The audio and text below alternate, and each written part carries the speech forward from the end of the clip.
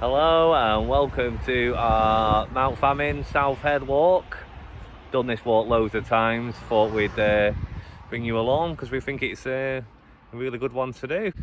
So this is a great walk if you, it's been 2.5 miles, it's really short, you don't need any special hiking equipment, especially on a fair day today. It does get quite windy on the top, so I would recommend that you bring at least a little jacket just to keep the wind off you. Yeah, so 2.5 miles, it doesn't take that long, but you get lots of amazing views of Kinder and of Manchester city centre on a clear day. So if you just wanted a quick walk with a family, or you're in the area doing lots of long hiking and you just wanted a quick one to squeeze a quick short walk in to get some extra views in, then this is a really great one. Okay, so parking's really easy. You come to this place called Peeperday Farm, which is on the top of Maidstone Road, and where it joins, this is the parking lay-by. You get a few cars in here. It does get quite busy, but there's normally a space. Yeah, so you want to head to the top of Maidstone Road, where it meets the A624, and that will bring you to Peeperday Farm and the little parking lay-by where we can start this walk. Alternatively, if you head that way away from Hayfield towards Chapel and the Firth on Hayfield Road, you will find just a little bit further down there is a small, well actually a large parking lay-by just set back from the road, just before the Lamb Inn on the left hand side. So if this place is full, there is an alternative parking space for it, which is great. We have had to use it a couple of times. It does get quite busy at peak time, but normally, like I said, you can normally get a spot along here. This is also a great spot to park if you wanted to get up on Kinder. It's a lesser known way up. It takes a little bit longer to get onto Kinder than the traditional routes, but it is flatter as you're already quite high up here where you're parking. So it's great for wild camps if you don't want to be heading up a really steep hill up onto Kinder. Right, let's get going then. Let's show you the route. Right, okay, let's go. Let's leave the car behind. 2.5 miles with some brilliant views. So we're going to come to the end of the road from the lay-by, and you're going to turn left downhill towards Hayfield. So you're going to head down here and follow it for about 100 yards. Finally managed to cross a busy road, bit of a nightmare, but just take your time. So you want to be on this side of the road.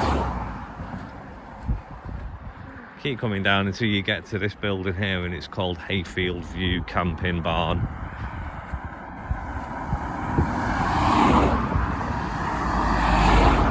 Right, and then we're going to turn right up off the busy, loud main road onto the bridleway, past this nice house here in the camping barn,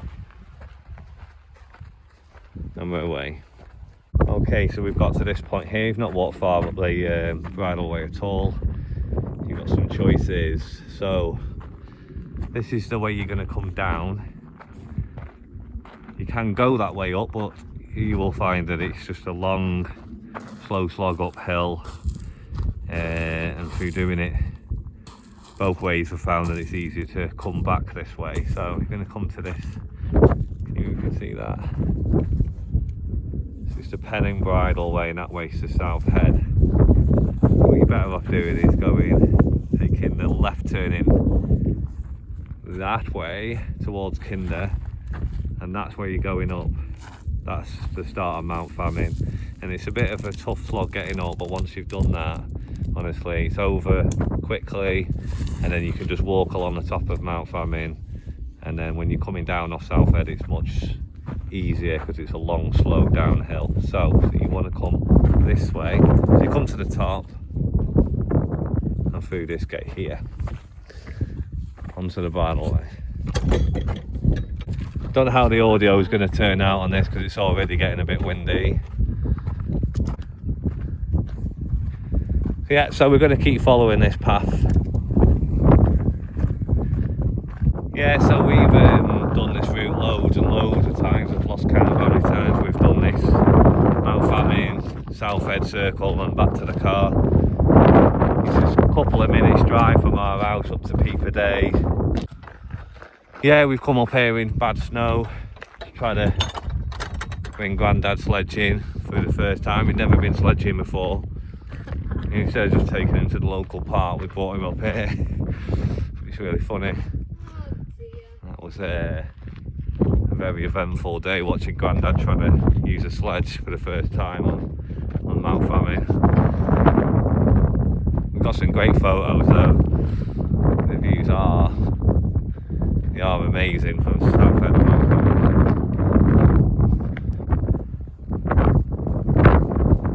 Let's check the scale there. We're going to get to this gate here where we're going to turn. Right, we can go that way, but we're going this way. Hiya. This won't show on a map, this footpath, but it's clearly a path here and there's a stile there, so this is a bit boggy, this bit.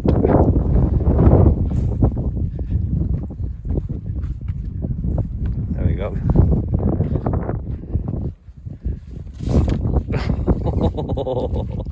I told you to bring your walking shoes. Don't worry. Come on, come on. God's sake. No. No. So he's got a bit of a clean up to do with his trainers. That's literally the wettest part though. So don't be put off if you've not got any walking boots or anything. Trainers is fine.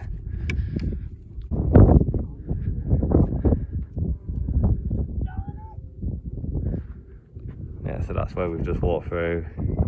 The path this won't show on a map, this route, because we're in the access land now and it's not an official path, but being in access land you're allowed to, it's within reason, go where you want. But yeah, if you went downhill through that gate, it'll take you towards Kinder, which is another great walk. But it's not like this walk, which is a short 2.5 mile walk. It's a proper walk, isn't it?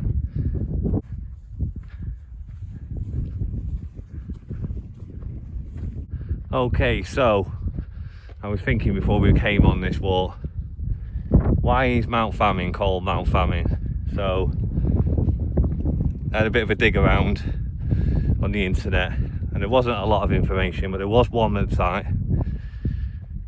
I can't remember the name of the site, but basically I'm going to almost copy and paste now off their site. That basically there was an act called the Enclosures Act in the 18th century, which meant that moorlands and common land was to be allocated to landowners, and then that land was divvied up to tenants to charge for farming on that land. And Mount Famine, turns out, is not ideal farming land. So when that land, the land at which is Mount Famine, was divvied up to someone, they weren't able to successfully feed themselves despite all the hard work, and hence people went hungry, and therefore the name Mount Famine. Also, there are other places in the UK with a very similar story, and those names tell that story. Places, this all does nick from this website, I'm not a boffin. Places such as Starvation Hill, Nevergains, Famish Acre and Mount Misery in Dartmoor. They got their names because they were unable to make that land work. There you go, Mount Famine.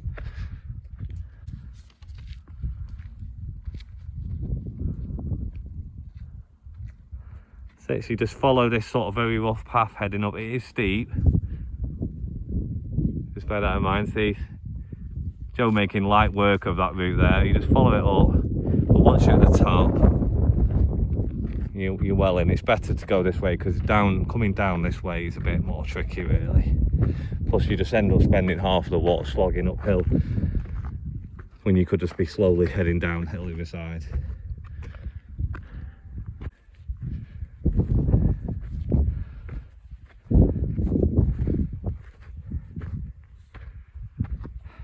How's your foot, Joe?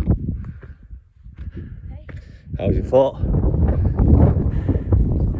Now you can go this way that Joe is now, but the better way is to go left. If you can see, it's just that you get the view all the way around then. So you just go left a little bit at the top. Tired?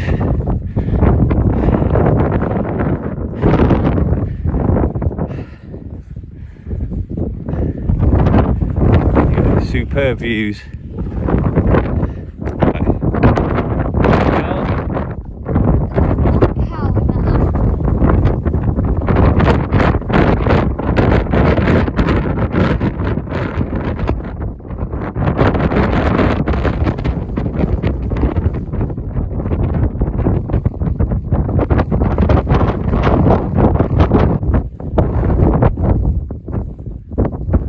Yeah, it's pretty windy here now.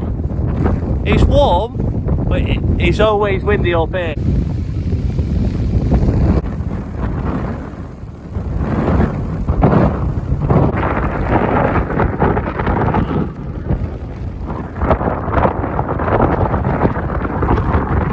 I should always bring a little jacket on this way, even though it's 2.5 miles. Just bring a little jacket. Just keep the wind off your skin. You just don't even get miserable and cold. It's lovely warm day when it's windy.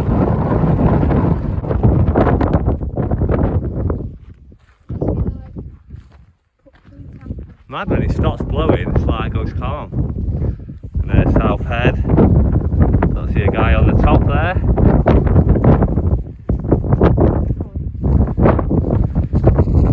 A bit more of the views of Kinder.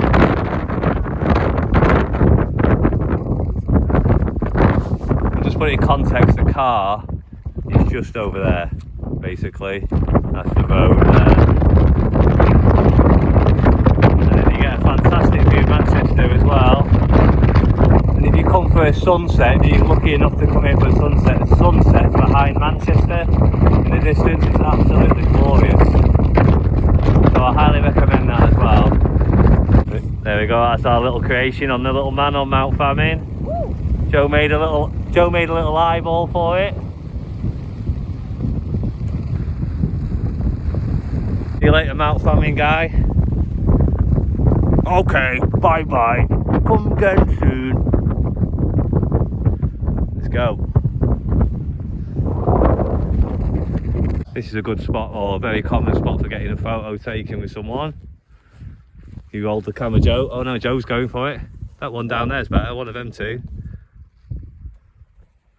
And then you get the so I'm even telling you how to do photography on this walk. Can't be bad.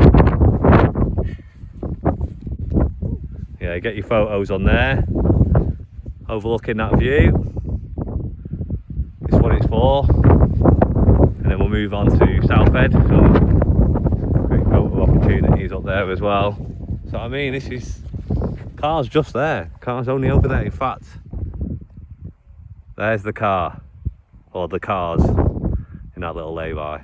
I mean, super views, dead easy, bit of a slog at the beginning. So we're heading down the side of Mount Famine now. At this point you could just turn right down that path there if you wanted to, and that would take you back down to the car.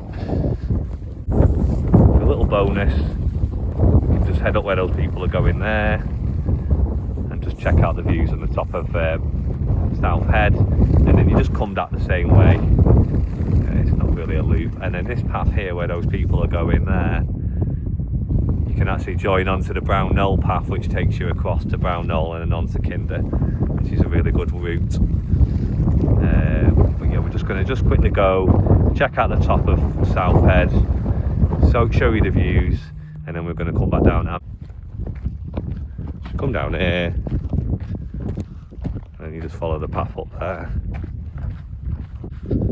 I wasn't able to find out much information about South Head online. However, obviously being here loads of times before, I can tell you that there is actually a little metal plaque that I can show you that's quite interesting about Southhead and the Ramblers Association, so I'll show you that when we get to the top two.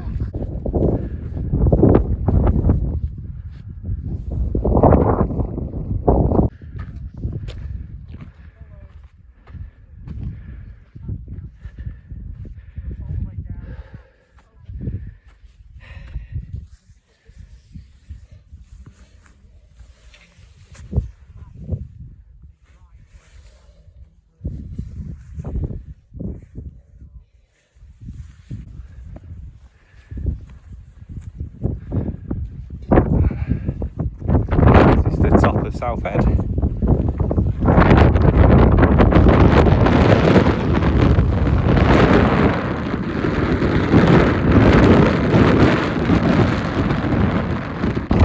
Your hair, Joe.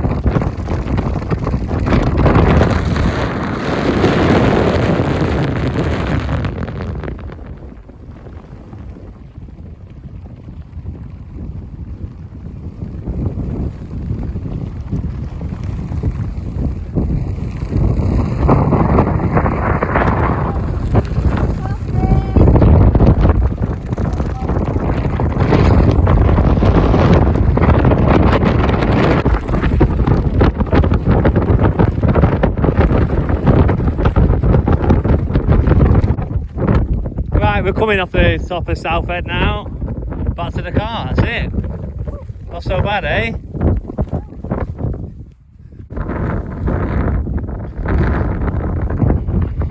Right, so we're at the bottom of Southhead. Little view where we've just been. Look at that, it's been up there. And then you're going to get to this path at the bottom. You've come down Mount Famine, and we're going to go that way. You're going to get to the bottom, turn left, and keep following it back to the car.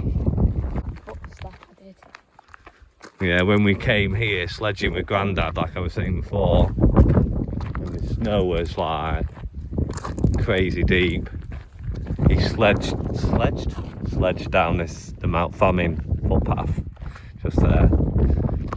And this gate coming up now, you literally, the snow was, I'm not joking, it was drifting all the way up to the top bar. That's how high the snow was, and we had to climb over the top of it. You could almost just walk over the top of the gate. Right, through this gate, oops, and then this way, and then just follow this path all the way. You can't go wrong. Super easy. Being like 50 something. Yeah, I think you enjoyed it though. Oh yeah. So we're on the Pennine Bridle Way, keep following it. Joe turned into a sheep. There you go. And then through this one. I'm not saying you have to suck heads, just so you don't get lost. And it looks familiar.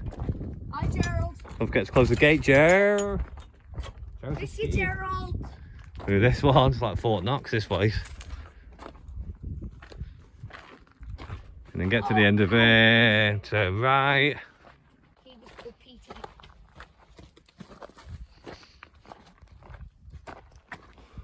There's the cars. Made a family. You can see our car at the beginning. Oh, yeah. So we're not going to go that way. Head this way and then it'll bring you out to where we started the walk. Yeah, let's keep following this path down to the end, and then you're going to turn left, which is going to bring you back out to the road near the car, which we will show you obviously. Yeah, I really hope you've enjoyed coming along on this walk. Hopefully you'll get a chance to check it out yourself. Woo! Right, here we are, this is where we started. We went that way. Woo! Through there. Obviously we're going to go back to the car this way. And that's the loop done pretty much.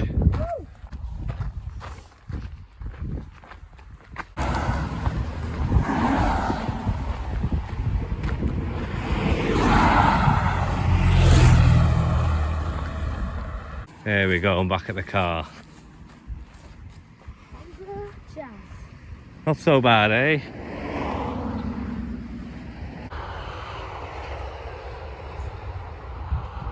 Right, okay, back at the car. Hope you've enjoyed coming along on our little Southhead or I should say Mount Famine then South Head Walk. We always enjoy that one. It's nice getting out in the wind, checking out the views.